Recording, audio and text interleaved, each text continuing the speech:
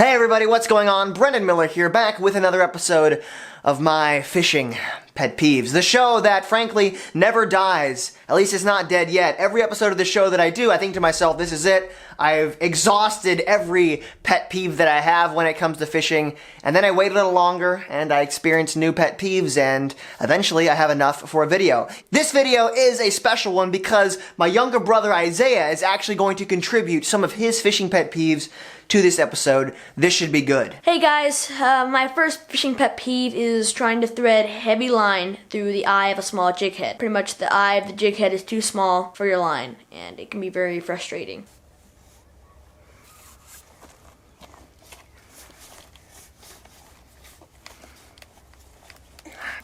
Now, I love Berkley Gulp baits. I catch a lot of fish on them, but one of my pet peeves is when you leave a Berkley Gulp lure on your hook for a couple of days. They dry up and shrivel down to these little nubbins that are rock hard, and you cannot get these things off your hook. You have to resort to drastic measures.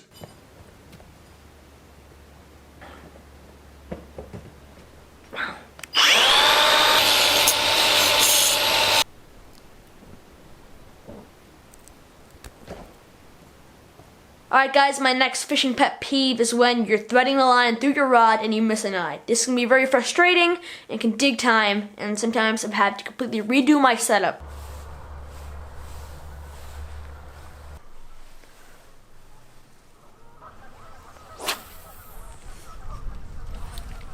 Oh no, I missed a loop.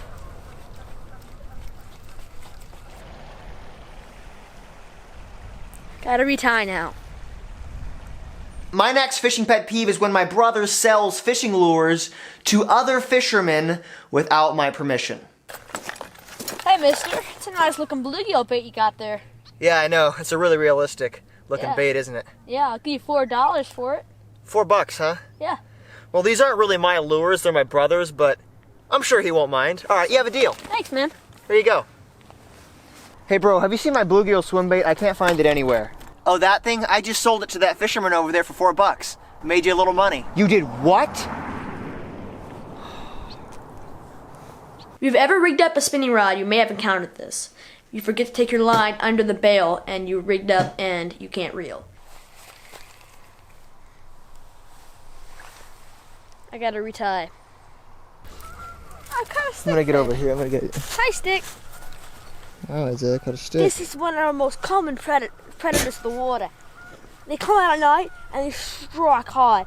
They mostly eat these shad that live in these lakes. What kind? As you can see, these fish are extremely territorial. They'll eat anything if it comes into the land and it's big enough to fit in their mouth. But unfortunately for this guy, it's not season, and I won't eat him quite yet. Stick. Wow. If you've ever fished with Berkley Gulp products, you know that they come in these little containers full of liquid. Well, if you've ever had one of those containers leak in your tackle bag, you know it is not a pleasant experience, and it is one of my fishing pet peeves.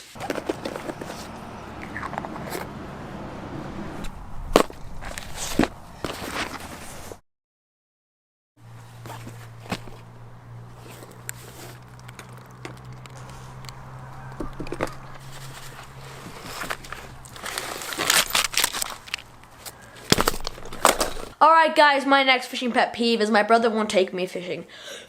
This has happened on many accounts and it can be very frustrating because he'll tell me he's going to a great spot and then he'll say, I'm filming a YouTube video and I can't come. My next fishing pet peeve is having to break ice in order to get to your fishing location. It is, first of all, freezing cold and it's no fun. This is so dorky. This is so dorky, right? But what are we doing? I better catch a fish, man. Oh, crud. Hey, now. Whoa. Your boy Dale. Oh, shoot. I don't want to get my gloves wet. Now, what do I walk? In the hole. Like, look at the difference. There's a 2-foot difference. Oh, my word.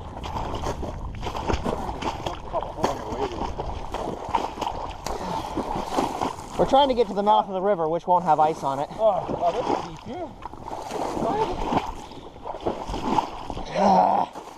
Oh, snap. Ah. That's way better. That was stupid.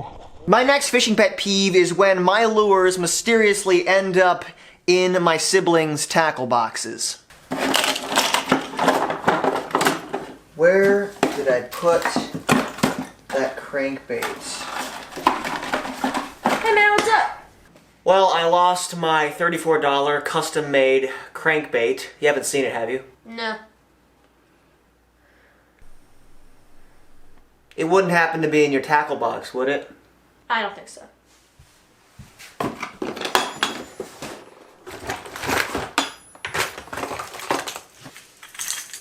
Look what I found. Oh, that one. Yeah, about that. Yeah, why didn't you tell me? When it comes to fishing tackle, there are a number of little small things that anglers have to keep on hand, such as little swivels, little split shots, weights, bullet weights, and tiny hooks. It is very easy to fumble these small items when you are trying to put them on your line, and they fall in the water, and you never see them again. Money down the toilet, so to speak. Did you make it? This next fishing pet peeve literally just happened to me, and it is very annoying. When I'm out and about fishing, I like to carry most of my tackle in a backpack.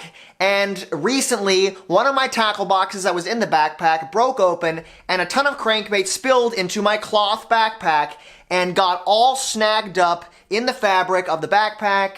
And now I can't get them all out. It's just a big mess in there, and it's gonna be frustrating trying to pull all those hooks out of that soft fabric. Look at that. Lures stuck all over the place.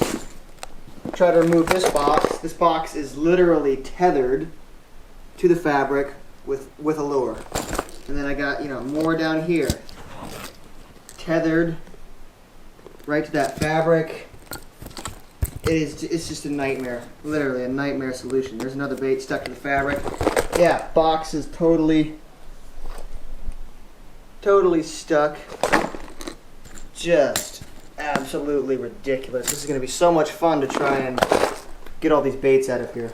So guys, there you go. Hope you enjoyed another episode of my Fishing Pet Peeves. Stay tuned. I got a number of other videos in the works that I'm very excited to share with you. If you guys want to support the channel, be sure to check out the links in the description. There is links to my merch, as well as my signature series swim baits, as well as some Amazon affiliate links. If you click on those links, I get a little bit of kickback, and it keeps me making videos. Thank you so much for watching, and as always, stay hooked. I'll see you later.